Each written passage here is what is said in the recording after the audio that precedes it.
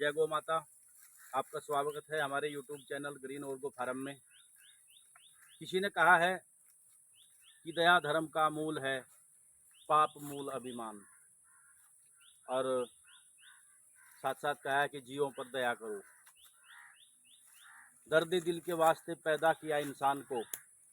आज ऐसे ही एक मामले को लेकर आप लोगों के सामने आया हूँ। इसकी वीडियो मुझे 2-3 दिन पहले भी बनाई थी, बल्कि मैं डाल भी दी थी यूट्यूब पर, लेकिन वो वीडियो ठीक से नहीं बन पाई थी क्योंकि हमारे पास साधन नहीं है, तो वो वीडियो काटनी पड़ी। आज दोबारा मैं वीडियो बना रहा हूँ। ये गाय, किसी ने इस गाय को छोड़ दिया था। ये गाय जब तक दूध दिया तब तक इसके सब मालिक थे, लेकिन इसको छोड़ दिया। किसी वजह से इसका कान खराब हुआ। कान खराब होने में इसको कीड़े पड़ गए। और ये हमारी जो युवा टीम यहाँ पर है, ये युवा टीम इसकी पिछले 3-4 दिन से लगातार देखभाल कर रही है। डॉक्टर को भी बुलाती है और इसकी दवाइयाँ भी करती है।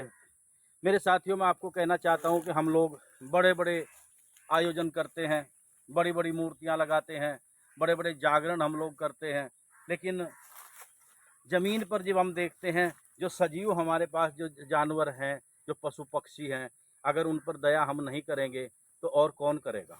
आज समाज में हालत ये हो गई है कि हम अपने माँ बाप को रखने के लिए तैयार नहीं हैं। तो आज समाज किस दिशा में जा रहा है। मैं ऑर्गेनिक पर काम करता हूँ और विशेष कहता हूँ कि जैसा खाओगे अन्न वैसा होगा मन। जब तक इस गौ माता ने दूध दिया तब तक तो इसके रखवाले थे, इसके मालिक थे।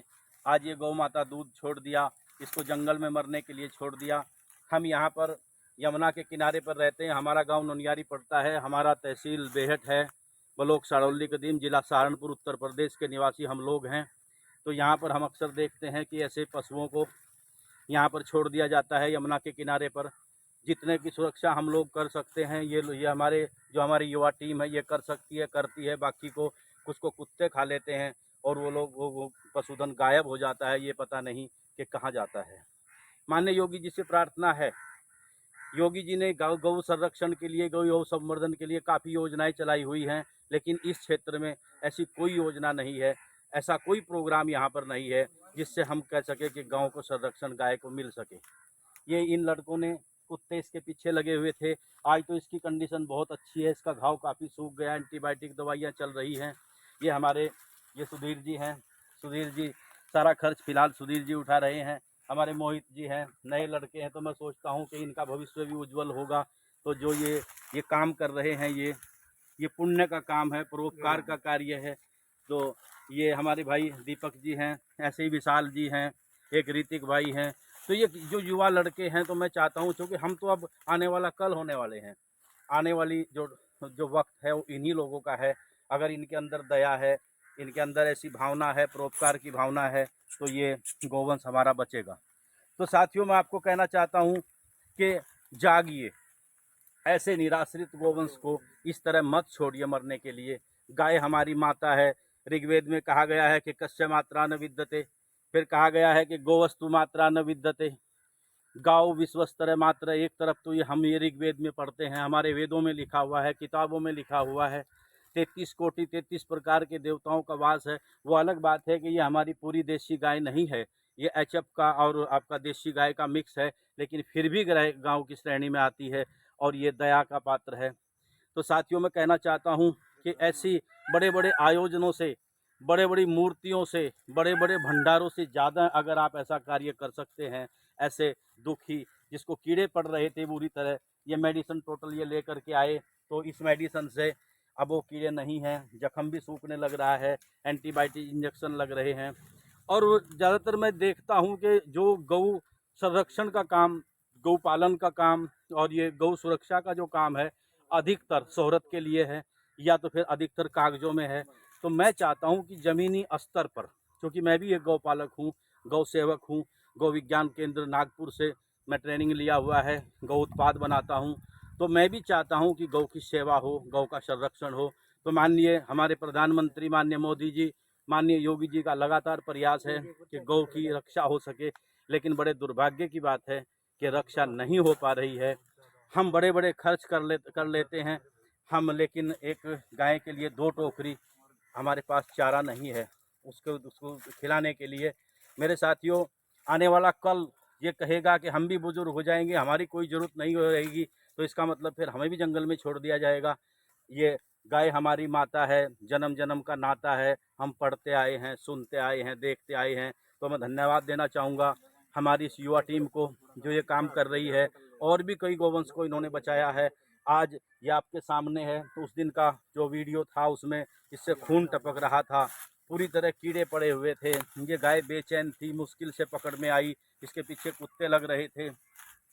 और मान्यवर, अगर मेरी ये वीडियो माननीय मुख्यमंत्री तक पहुंचती है तो मैं आपको कहना चाहता हूं कि ऐसे पशुओं के लिए मेरी प्रार्थना है कि ऐसे पशुओं का संरक्षण जरूर होना चाहिए। इसका इलाज की कोई व्यवस्था ऐसी ज़रूर होनी चाहिए जैसे इनको हम मरने से बचा सकें। यही मानवता की सेवा है मेरे हिसाब से। सबसे अच्छी सेवा यही है। बड़े बड़े तीर्थ और व्रत करने से ज़्यादा सेवा मैं यही मानता हूँ। वैसे तो मैं अल्पज्ञ हूँ, इतना ज्ञान मुझे नहीं है, लेकिन फिर भी जहाँ तक मेरी अपनी मान्यता है, जिस चीज़ के अंदर प्राण हैं, सांस है, उसकी अगर हम सेवा करेंगे वो आशीर्वाद भी दे सकता है, और जिसको हम दुआ भी कहते हैं, दुआ भी दे सकता है। और मैं पत्थर की पूजा के बारे में जहाँ तक है, वो क्या हमें दुआ देगा, क्या उसकी हम सेवा कर सकेंगे। लेकिन फिर भी मैं किसी की आलोचना नहीं करता। लेकिन ये जो सजीव प्राणी हैं, ये जो हमारा गोवंश है, इसको बचाइए। वैसे हम चूँकि यहाँ पर हम प्रकृति से जुड़े हुए लोग हैं, हम ये सब प्रकृति हमारे मित्र हैं, पशु पक्षी सब हमारे मित्र हैं। ये मेरा यहाँ पर आश्रम है। मैं यहाँ पर सांप को भी नहीं मारने देता। बड़ा मित्रवत सलूक हम लोग आपस में रखते हैं। तो ऐसे ऐसे जो हमारे पशु हैं उसके लिए कोई व्यवस्था होनी चाहिए। तो धन्यवाद दूंगा। दवाई भी आज भी दवाई लेकर के आए हैं। कहाँ पर रखी? हाँ, दवाई आज भी लेकर के आए हैं। और ये आज इसका तीसरा चौथा दिन है। तो इसकी अगर जान बच गई तो मैं समझता हूँ कि एक तीर्थ, जिसको मुसलमान कहते हैं कि एक हज हो जाएगी, एक तीर्थ का फल हमें मिलेगा। जो बड़े उपवास से नहीं मिलता वो फल मिलेगा। तो ऐसी युवा टीम अगर हमारी आगे आए, गौ सेवकों के बारे में, गौपालकों के बारे में तरह तरह की बातें, ये तो कहीं खुद खून कर देते हैं, गोलियां चला देते हैं। लेकिन ये लोग ज़मीन से जुड़े हुए हैं, कहीं झगड़ा नहीं करते, किसी से कुछ नहीं करते, गौ की सेवा कर रहे हैं और यहाँ पूरा दिन इसके पास रहते हैं। अब भी लाली इसमें ख़त्म हो गई। अब जिसको हम अपनी भाषा में बोलते हैं खुरंड आ गया है, एंटीबायोटिक चल रहे हैं। आप देखिए गौ माता कितने आराम से खड़ी हुई है। ये देखो आप, बहुत कमज़ोर है, लेकिन फिर भी परमात्मा से हम यही दुआ करते हैं कि भगवान इसको ठीक कर दे, और इससे हमारा भी सुकून, हमारी आत्मा को सुकून होगा कि हम भी कोई अच्छा काम जरूर कर। कल का कोई भरोसा नहीं है, कितने दिन के सांस हैं। तो आप लोग भी प्रतिज्ञा कीजिए। आप अगर सहयोग कर सकते हैं तो इनका सहयोग करिए, ऐसे लोगों का सहयोग करिए। ये दवाई दिखाना बेटे, दवाई ये देखो आपका, ये मक्खी के लिए है, और आपका ये एंटीबायोटिक दवाइयाँ हैं। ये है, ये एंटीबायोटिक दवाइयाँ हैं। और जो कीड़ों के लिए दवाई थी वो इसकी अलग थी। तो ये दवाइयाँ चल रही हैं। तो खुशी इस चीज़ की है कि एक सेवा की भावना,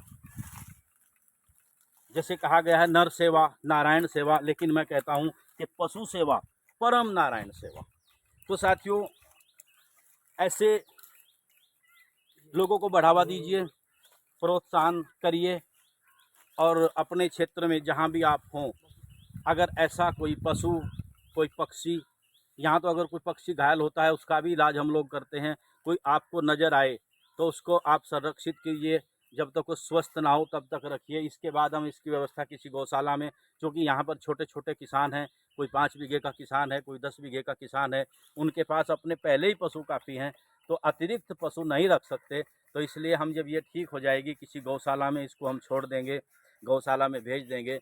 तो प्रयास यही है। और आप लोगों के सामने वीडियो बनाने का मेरा एक मकसद है कि हाथ जोड़कर मैं आपसे प्रार्थना करना चाहता हूं कि जागिए और ऐसे जीवों को इस तरह सड़कर मरने से बचाइए। कुत्ते खा रहे हैं, लावारिस घूम रहे हैं, और हर आदमी उनको दूर दूर करता भगा रहा है। पैसे की लोगों के पास अब कमी नहीं रही। इतना तो हम कर ही सकते हैं कि एक पशु को अगर 2 टोकरी चारे की व्यवस्था हम कर सकते हैं तो बहुत बड़ा पुण्य होगा। विषय बहुत बड़ा है। हमारे जो नेता हैं, हमारे जो अधिकारी हैं, मेरा सबसे अनुरोध है कि आप भी जागिए। ये भी किसी की बच्ची थी, हमारे भी बच्चे हैं। हम भी चाहते हैं कि हमारा परिवार तंदुरुस्त हो, हमारा परिवार सुखी हो। तो अगर इसका अपना एक परिवार होगा, उसके सामने इसकी ये हालत होगी तो ये क्या सोचेगी। तो हम मानवता के लिए, इंसानियत के लिए, दया विशेष चीज़ है। और वही कहा गया है कि दया धर्म का मूल है और पाप मूल अभिमान। तो साथियों, इन्हीं शब्दों के साथ मैं आपसे विदा चाहता हूँ। ये मेरा चैनल है ग्रीन ऑर्गो फार्म। वैसे ये प्राकृतिक खेती का चैनल है, लेकिन ऐसी वीडियो में अक्सर डालता रहता हूँ क्योंकि आप लोग जागें। अगर कोई एक दो आदमी भी मेरे कहे से जाग, हमें किसी शोहरत की ज़रूरत नहीं है, हमें पैसे की ज़रूरत भी किसी से नहीं है, लेकिन हम ये चाहते हैं कि आप लोग भी ऐसा पुण्य का काम जरूर करें जिससे आपकी आत्मा को शांति को, जब इस दुनिया से हम जाएंगे तो कम से कम एक बात हमारे मन में रहेगी कि हमने कोई बुरा कर्म नहीं किया, अच्छा कर्म किया है उस परमात्मा की कृपा से। और हम चाहते हैं वो परमात्मा सबका भला करे, सभी तंदुरुस्त हों। और ये उदार चरित्राणाम तव वसुधैव कुटुंबकम, इस भावना के साथ हम लोग जी रहे हैं। आप लोगों का बहुत बहुत धन्यवाद। हमारे चैनल को सब्सक्राइब करें, आपको अच्छा लगता है शेयर करें और अपने दोस्तों को दिखाएं कि ऐसे ऐसे लड़के हमारे बीच में, समाज के बीच में ऐसे युवा हैं जो ऐसे काम कर रहे हैं। आप लोगों का बहुत बहुत धन्यवाद। जय हिंद, जय किसान, जय गौ माता।